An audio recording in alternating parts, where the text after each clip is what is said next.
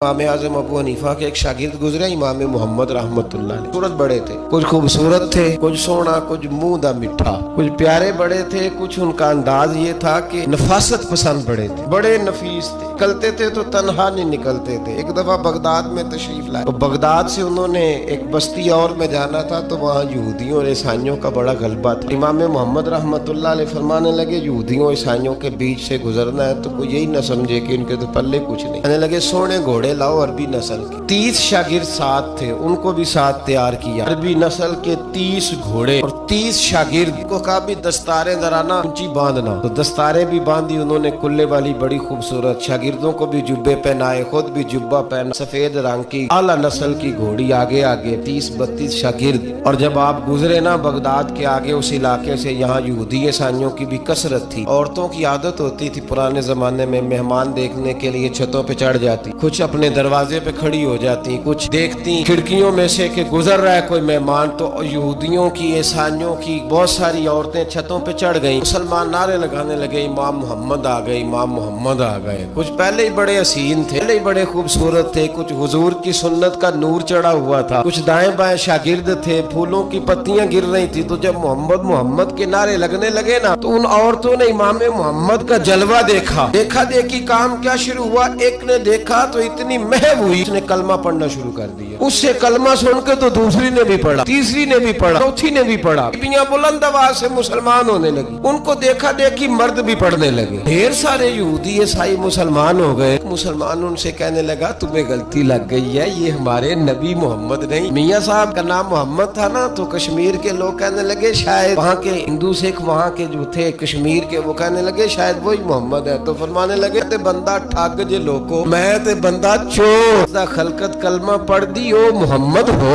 मैं ते बंदा ठग जे लोको, मैं ते बंदा चोर, जिसदा खलकत कलमा पढ़ दी ओ मोहम्मद हो। तो इमाम मोहम्मद रहमतुल्लाह अलैह को नारा लग रहा था, तो एक बंदा कहने लगा ये वो वाले मोहम्मद नहीं, ये हमारे नबी पाक सल्लल्लाहु अलैहि वसल्लम मोहम्मद सल्लल्लाहु अलैहि वसल्लम नहीं, ये वो नहीं, ये तो हमारे एक इमाम है, इमाम मोहम्मद, वो वाले नहीं। अब वो कुछ लोग चुप थे, कुछ सोच रहे थे, कुछ बात कर रहे थे। तो एक बूढ़ी अम्मा अपने अंदाज में बीच में से बोली, कहने लगी चल बेटा छोड़, मैं पढ़ने दे कलमा। अगर मुसलमानों के छोटे से मोहम्मद का ये हाल है तो बड़े मोहम्मद का क्या हाल है, वह पढ़ने दे हमें कलमा। ये हाल है उनके गुलामों का तो सरकार का आलम क्या। बात इमाम मोहम्मद की चाल निकली। बताना ये चाह रहा था कि इमाम मोहम्मद रहमतुल्लाह अलैह से एक बंदे ने एक दफा मसला पूछा। उसने कहा हजरत साहब मैं गया था मंडी, वहाँ से लाया हूँ एक टोकरी आम की और एक टोकरी सेब की, तो मैं वो लेके आया हूँ। मैंने जब घर ला के उसको खोला है ना, आधे सही निकले हैं। होता है ना जी, अल्लाह खैर करे, जो दयानतदार ताजर है अल्लाह आजकल मेहरबानी फरमाए। वो हमारा रेडी वाला भी बड़ा ईमानदार है, हम क्या करें सदर की बात। वो भी सामने सामने जो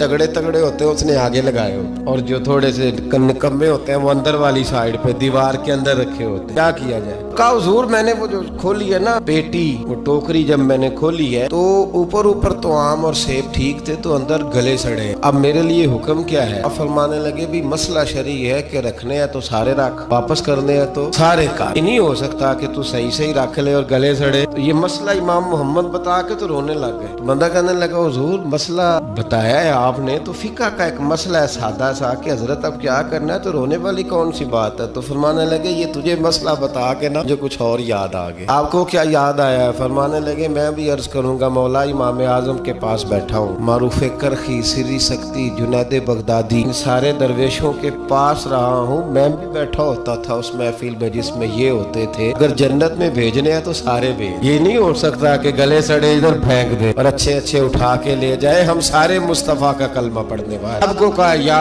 अय्युहल्लज़ीना आमनू, हम सब का इकट्ठा नाम। लोगों की जो मोहब्बत है ना वो फायदा देगी। लेकिन हमारे यहाँ ना करामते, मेरे जैसा शख्स जब भी करामत सुनाता है कहता है मेरे हजरत साहब का मुझसे बड़ा प्यार। भाई वो तो प्यार करेंगे ही, वो तो बरखा है। तू बता तेरे अपने दिल का हाल क्या है, तू अपनी बात कर अपनी, तू बता तेरे अंदर की कैफियत क्या है। इसलिए कि तेरे काम जो आएगी वो तेरी मोहब्बत आएगी। हजरत हरम बिन हयान रहमतुल्लाह ताला अलैह फरमाते मैं हजरत अवैस करनी को ढूंढने चल पड़ा। ढूंढने भी उसे निकला जिसे किसी ने नहीं ढूंढा और जो कभी किसी को नहीं मिले। हजरत अवैस करनी, ये फिक्रा किसी दरवेश ने ना हजरत अवैस करनी के लिए कहा। ये फिक्रा پورا فیٹونی پہ آتا ہے اسی کسے دے کچھ نہیں جلاگتے تے نہ کوئی ساڈا دردی کوئی یارانہ نہیں کوئی دوستانہ نہیں. حضرت ویسے کرنی کا مزار بھی کنفرم نہیں کہ کدھر ہے. اپنا جو ہے انداز سارے زمانے سے علیحدہ کر کے رکھا انہوں نے, علیحدہ الگ تھلگ. حضرت خواجہ ویس کرنی کو ڈھونڈتے ڈھونڈتے کرن گیا, دھرم بھی نہیں. یہ داتا صاحب نے اس کو لکھا ہے, فرماتے میں گیا تو مجھے لوگوں نے کہا وہ تو آج کرنے چلے گئے. کہتے جب میں مکے گیا تو میں نے لوگوں سے پوچھا ویس کرنی آئے تھے, کہنے لگے ہم تو نہیں جانتے. تو میرے جیسے لوگ ہوتے ہیں نا جن کی تصویریں زیادہ نکلتی ہیں تو جن کی ویڈیو زیادہ ہوتی ہے تو لوگ زیادہ جاننے لگتے ہیں, ورنہ رب کریم کے بندے تو چھپے ہوئے چکر میں پڑے ہی نہیں. کون اویس کرنی؟ انہوں نے کہا کہ حضرت اویس کرنی چہرے پر برس کے داغ ہے, زور سا وجود ہے, زیادہ گھنی نہیں. جب حالات بتائے تو کہنے لگے اس طرح کا ایک شخص آیا تھا, اس نے طواف کیا تھا. پہلے بھی دنیا کرتی ہے پر جب اس نے کیا ہے نا اس کے طواف نے وہ خود بھی رویا ہے اور بھی بڑے روئے ہیں. وہ جب حجر اسود پہ آیا ہے تو رنگ بدلتا دیکھا ہے. وہ کدھر گئے کہنے لگے پورا نہیں پتا, اتنا ضرور خبر ہے کہ ان کے انداز بتاتے تھے کہ اب مدینے جائیں گے. جناب حرم بن حیان کہتے ہیں پھر میں مدینے گیا, میں خواجہ اویس کو ڈھونڈا. میں نے کہا یار میں نے حضرت خواجہ اویس کرنی کو ملنا ہے, کسی نے بتایا ہے کہ وہ مدینہ شریف آئے. تو لوگ کہنے لگے ہم نہیں جانتے وہ کون. لیکن نا دنیا جان گئی, دنیا میں بڑا کچھ ہو گیا, نیم لوگ جاننے لگے, ہوٹلوں پہ پہچاننے لگے, سڑکوں پہ پہچاننے لگے. لیکن بات تو یہ ہے کہ جن کو پہچاننا چاہیے اور وہ پہچان لیں پھر تو بڑی بات ہے. لیکن اگر وہاں ہی پہچان نہ ہو سکے پھر تو معاملہ بڑا الگ سا ہے نا. حضرت خواجہ اویس کرنی کے بارے میں پوچھا تو مدینہ شریف کے زائرین اور وہاں کے مقامی لوگ بھی کہنے لگے کوئی نہیں پتا, نہیں جانتے,